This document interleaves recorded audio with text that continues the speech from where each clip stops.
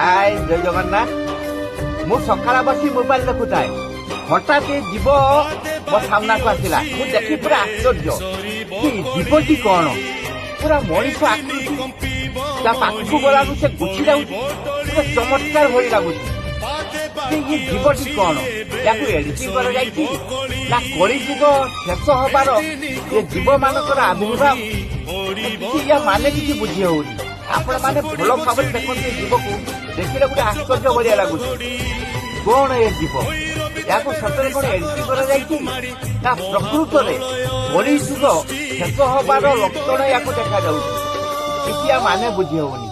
ଆପଣ ମାନେ ଯଦି ଜାଣିଛନ୍ତି ଭଲ ଭାବରେ ୟାକୁ ଦେଖନ୍ତୁ, ଆଉ କମେଣ୍ଟରେ ଲେଖନ୍ତୁ ଏ ଜୀବଟି କଣ, ୟାକୁ କୋଉଠି କିଏ ସୁଟ୍ କରିଛି ମୁଁ ତ କହିପାରିବିନି। ଯେ ୟାକୁ ଏଡିଟିଂ କରାଯାଇଛି ନା ପ୍ରକୃତରେ ଏ ଜୀବ ଆବିର୍ଭାବ ହେଇଛି, ନିଶ୍ଚିତ କମେଣ୍ଟରେ ଲେଖିବେ। ମୁଁ ୟା ମାନେ କିଛି ବୁଝିପାରୁନି ଆଜ୍ଞା। ଜୟ ଜଗନ୍ନାଥ।